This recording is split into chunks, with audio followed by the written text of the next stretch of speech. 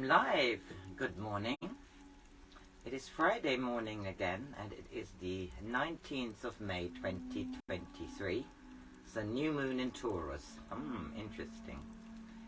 I'm reading out of Joan Grant, Winged Pharaoh. It was published in 1937, and it is a far memory of Joan Grant, of a life where she is Sekita, and she is the daughter, or was the daughter of Pharaoh, who has passed away.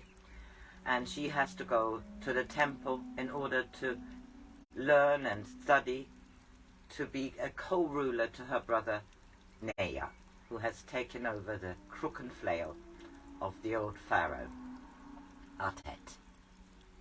We are here in the third part of the book, and this is chapter 5, Night in the Sanctuary of Anubis.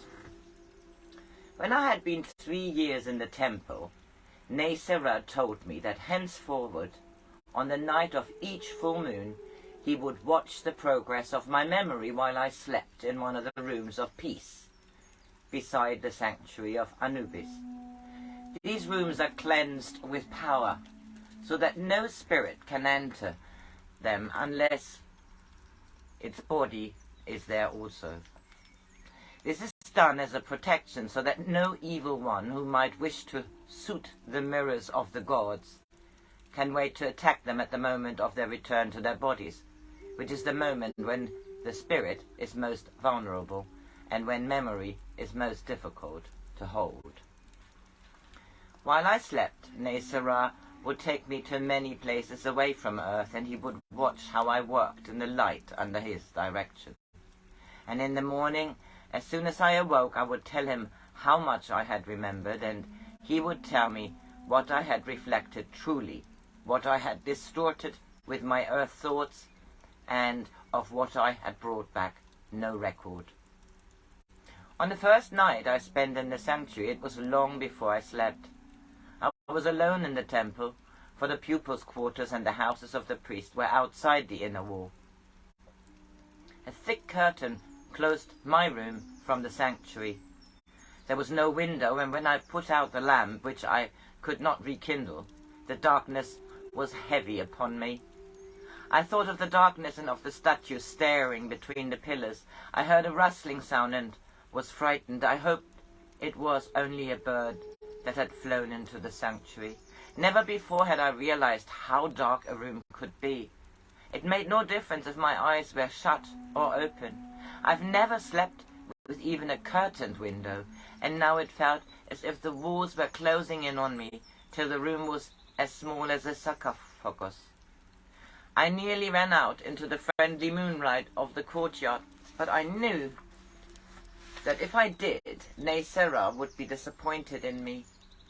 I wondered if I should ever be strong enough to undergo initiation, when I must be alone in darkness and silence for 4 days and 4 nights, and before returning to my body must undergo the great ordeals which might kill me if I failed.